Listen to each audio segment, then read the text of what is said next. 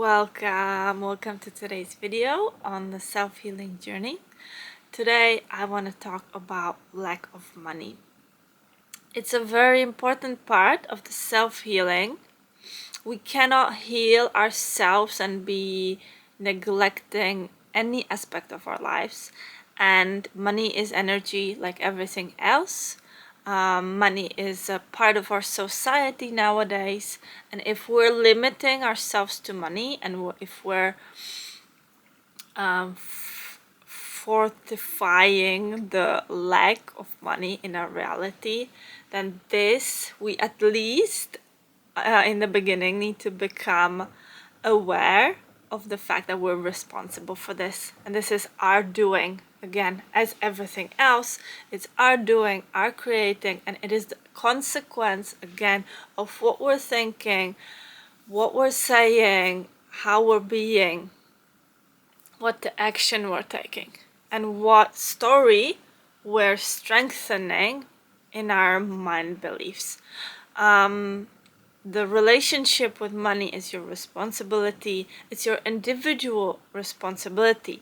There are collective limiting beliefs. There are collective limiting beliefs that are maybe same to the people that surround you, that are similar, that are opposite, that are similar with women, with men. But your individual relationship with money is very yours, your own. It's the same relationship that you have with your body, how you understand your body, how you understand yourself, how you understand your pain. These are all your individual relationships. So when I talk about relationships, it's not only with yourself, with other people, but it is also with all the aspects of your life. And this is what I'm talking on the self-healing journey about. It's not only about, it is a lot about understanding your pain, obviously, because I talk mainly about the chronic physical pain, but it is about understanding that responsibility of your whole self, and understanding that if everything is energy, then you're responsible for everything. And then it is easy for us to get into the mode of the victim and blame the world and say whatever affirmations. We need to understand affirmations are everything we say, actually, that the riches are getting richer, and rich are getting richer and poor are getting poor, or whatever the story behind money is. That's your story, your personal story. It can be full of pain, it can be full of hurt and full of limiting beliefs, or on the opposite, it can be without limitations. It can be freeing, whatever that relationship is. That's your own, and that's the one you can work with. And on the self-healing journey, I think the most important is to become aware that you can get to know your relationship with money, and becoming aware of it and becoming responsible for it, and noticing how you feel in it, how what you say, how whatever role you're playing. If you're playing the role of the victim, I can't because of, and you need to understand it's because of energy. Because of this energy that's holding me back, I cannot do that, I cannot go there, I cannot experience that. But in reality, we need to really be honest with ourselves and identify what it is we want, because in the majority, it's not gonna be the money itself. It is about the relationship itself. The same way when we talk about physical chronic pain, we actually have a need for it. It is keeping us safe. We have learned to experience physical pain as a survival pattern. It has been safer for us to punish ourselves than to not have any consequence.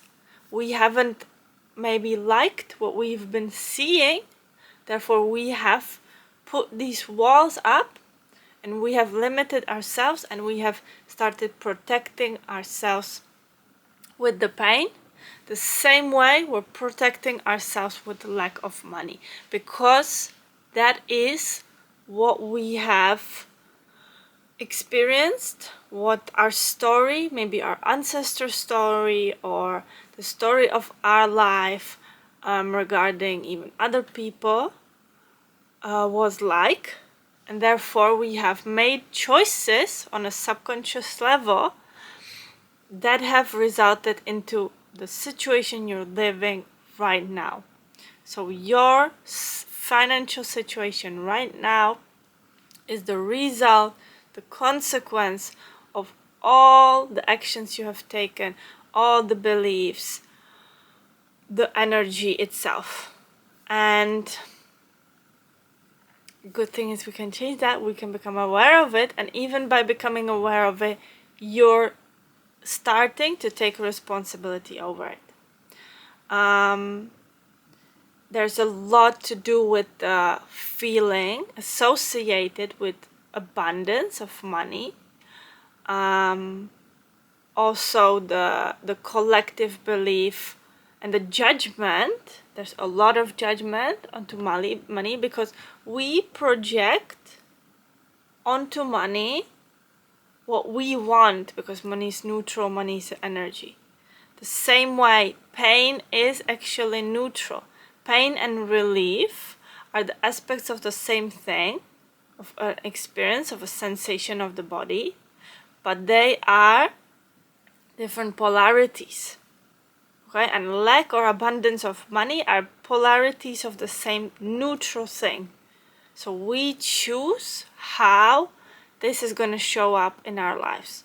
So, and we choose what feelings we're going to associate it with. Okay, if there's going to be tension, anxiety, frustration associated with money, or if there's going to be relief and joy and abundance feelings associated with money. Without feeling that energy of money won't come flooding in. Without feeling that feeling, the energy of money won't come flooding in. This depends on how you associate with money. If you're connecting with it consciously, if you're allowing the flow, because the money itself flows infinitely, flows all the time, and it's up to you if you're gonna join that flow or if you're gonna repulse it. You with your being are repulsing it or attracting it. And the actual money, the physical, sort of, today we don't have physical money anymore, but we have digital money. And if you think there's still physical money, you should check and study this, study the relationship, get to know money, get to know the history of money, how it works, how it's working, how it's changing now, where it's going. It's a natural process that it has exhausted its functionality and we're going towards a different system. It's the natural evolution. But the result, the actual result of whatever assets, I would say, because you're your biggest asset, you're the only source of your energy. Therefore, the assets, if we call them money or not, your end assets are the end result of your relationship, of your personal relationship with money, with the valuation, with the self-worth, with the self-value. Okay, because you are your asset. Therefore, what you own, seemingly, is just the result of how you value yourself. And the true abundance of money that is sustainable and doesn't fleet away on extra unexpected expenses is the money that comes as a result of you understanding that you are most valuable asset in your life. Okay, yeah, this is a good point. There's a difference in chasing money and approaching it in a hard way. And again, this is based on the beliefs we have associated with it. So if we believe it's hard to earn money, then it's going to be hard for us. And then we can even subconsciously create situations where sudden expenses show up. Okay, if we believe it's about money. So suddenly we subconsciously create sudden expenses. That is our subconscious creating. That's creating up on the patterns of our mind. Again, we can change that. There don't have to be occurring sudden expenses if we become one and we harmonize the relationship with money. The true abundance of money that is sustainable. Yeah, so then you become basically a sustainable relationship with money is the one that isn't triggering you constantly. If it's triggering you, then there is space for more harmonization, for more balancing of that relationship. A good exercise that connects to this, I talked about it in a similar way, but I talked about money in a bit of a different way in the other video, but I think it's important to talk about it in on different points of view. And so the good exercise to do is valuing yourself, appreciating yourself on a daily basis, on an hourly basis, whenever you remember. Getting to know yourself, and you need to understand you're the judge of the hard work you're doing. You're the judge of whether what you're doing, whatever it is, it can be doing nothing, but you're in the judge of how valuable you being here is. Therefore, you can value yourself for only being, only. This should be the highest valuation, that you're enough while being here. Or you can value yourself with conditions. Only when I work hard I can value myself, therefore I can reward myself and allow money to come in. Or I can create myself into me being me being is enough. Me being means I receive. Me being means I have infinity of money. I am connected and I always get money flooding in. Needing to work hard is one of the most common forms of addictions today. This is a brutal point, I would say, but working hard is an addiction. We usually, unfortunately, go through a lot of processes of creating unnecessary drama for us and for the whole world, because we use working as an escape from ourselves, because we aren't able to be there with ourselves without the doing. And that's unfortunately why it has become one of the biggest addictions. And you need to understand you have now, in order to manifest money that is aligned with you and your values.